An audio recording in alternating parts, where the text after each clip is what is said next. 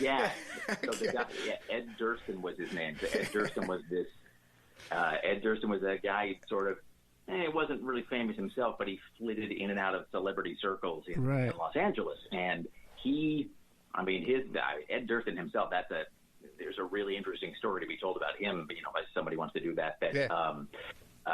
He was not only around when this B movie actress named Carol Wayne drowned in Mexico, but he also had, he was vaguely acquainted with, I believe, with Abigail Folger. Oh, really? One of the people killed at the Tate residence, during, by the Manson family. And to be clear, I want to be very clear about this, that the police in Los Angeles polygraphed him twice and cleared him in the Diane Linkletter suicide, and she almost certainly.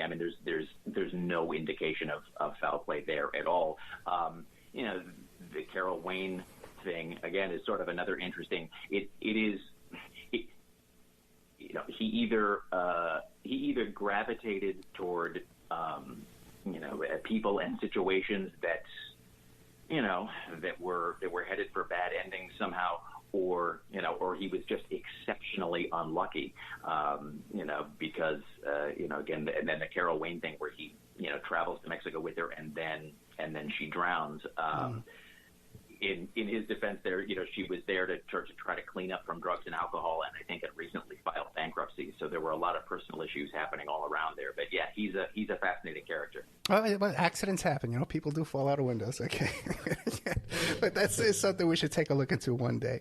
Now, Beatrice Sparks. Now, you go as far to call it that she came from this town, this fraud capital of the world, something like that. So, what do we need to know about Beatrice Sparks besides her? It would seem she wrote a great book. The book is excellent.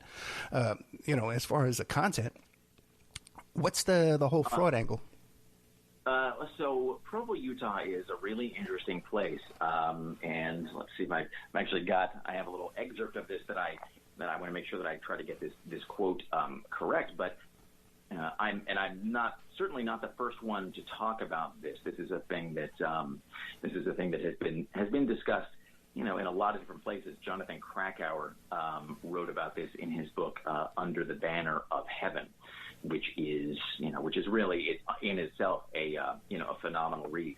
But Provo, Utah is by some accounts. As I said, it's often called the fraud capital of America, and it is, generally speaking, in most years, it leads the nation in white-collar crime. It leads the nation in Ponzi schemes.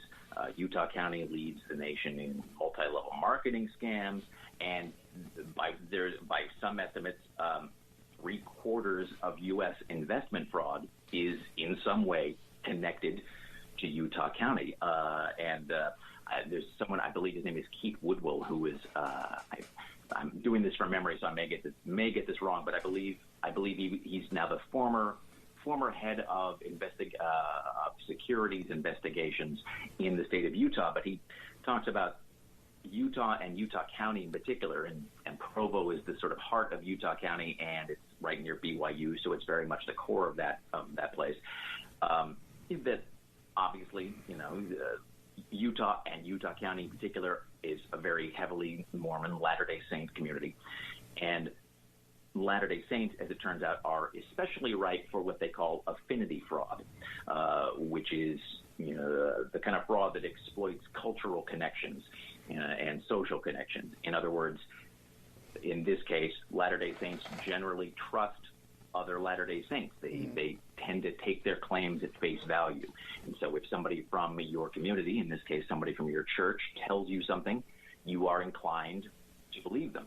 And now I want to be, one of the really fascinating things about this, because I want to be fair, is that Utah County, while it does lead the nation in multi-level marketing and Ponzi schemes and investment fraud, it also leads the nation in literacy and volunteerism and personal income growth. So it's a really schizophrenic place. The culture there is, there's this strange dichotomy where there's all of these things, these things that are, the social good that is so prevalent there.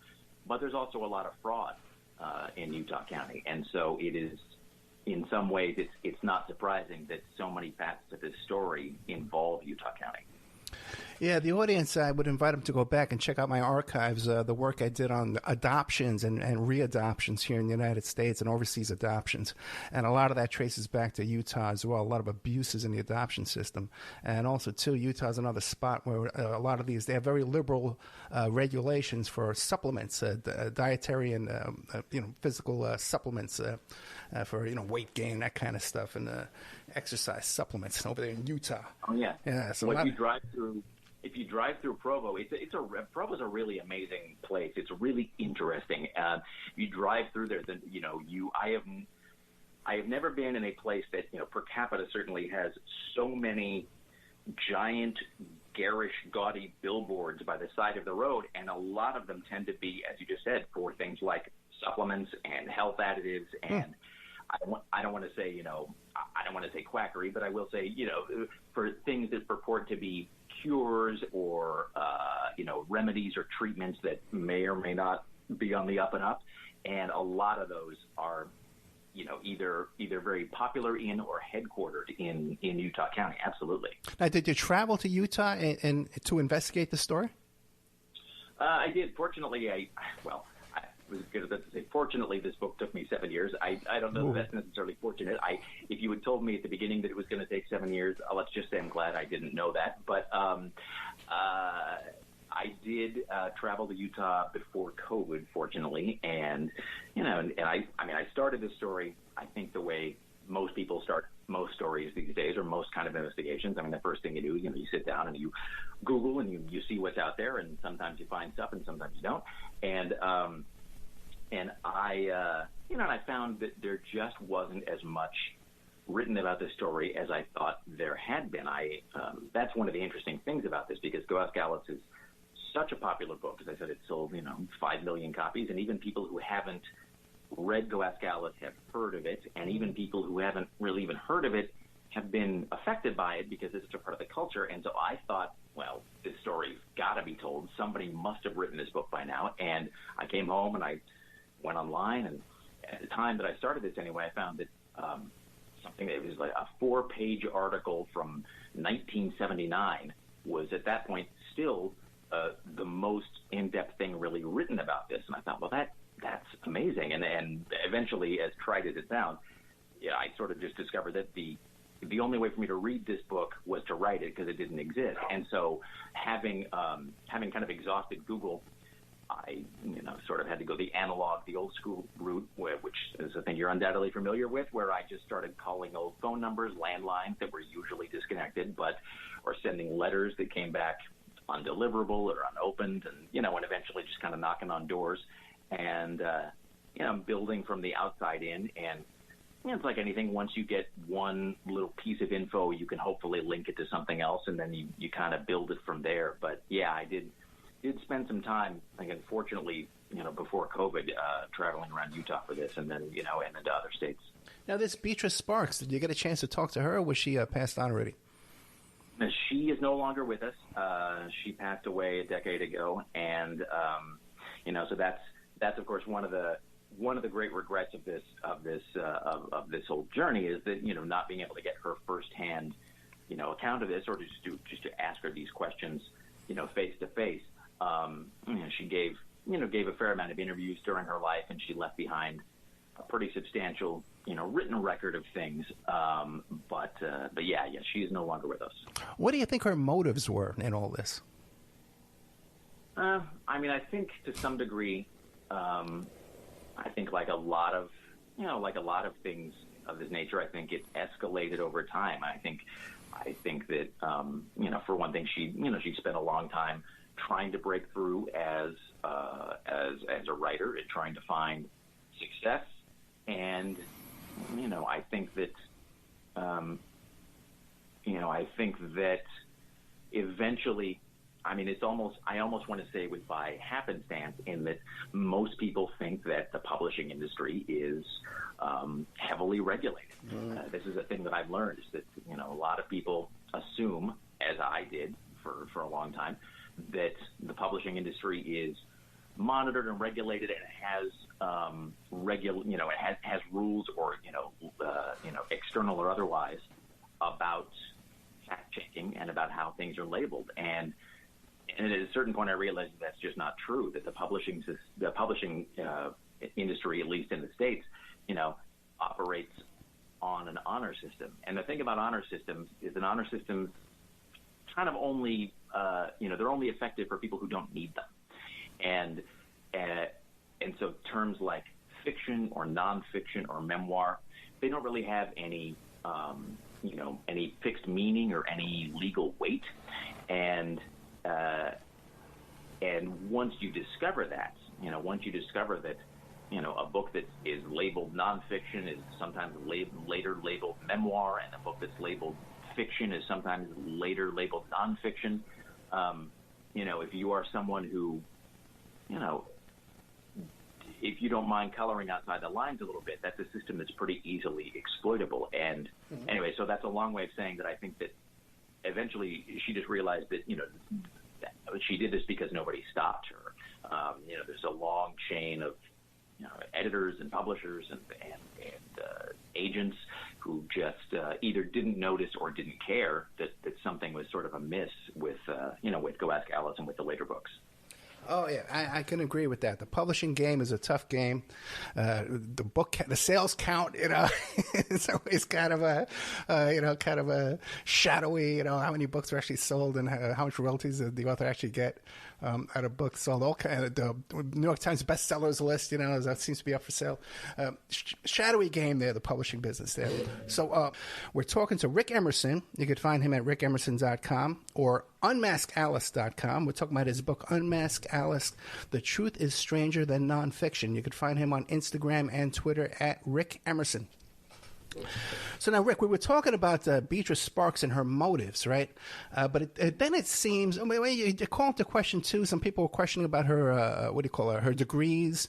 And then she did some follow-up books on this of other diaries. She seemed to be the diary queen. You lost your diary, Beatrice Sparks would pick it up. So what do you make of the rest of her career with these other diaries? Yeah, it's sort of amazing. And we were talking earlier about Utah County in particular being called the fraud capital of America. She in some ways kind of parallels. There's this other story.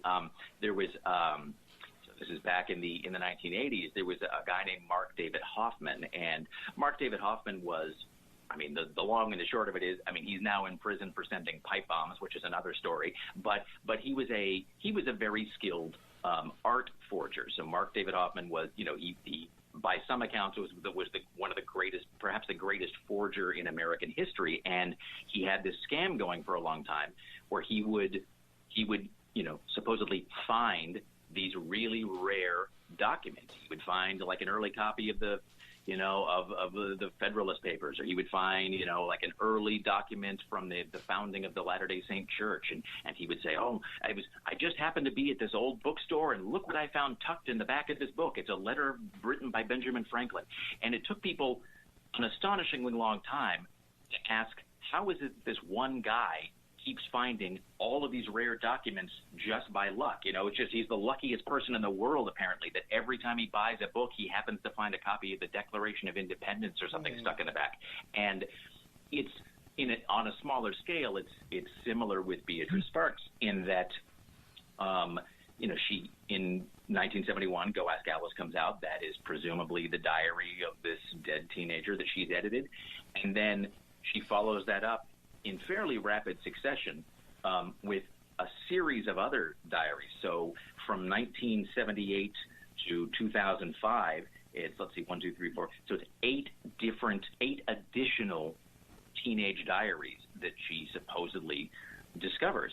And, and at some point, as we were talking about earlier, at some point you would think that somebody would sort of, stop and say, well, this seems like an awful lot of diaries, for teenage diaries from different teenagers for one person to be finding. And, and it's another example of, of an industry where it was, I think, a don't look a gift horse in the mouth kind of a thing, because the books sold. And I think for some people that was enough. They were making money, and so they weren't inclined to look too closely at the provenance of those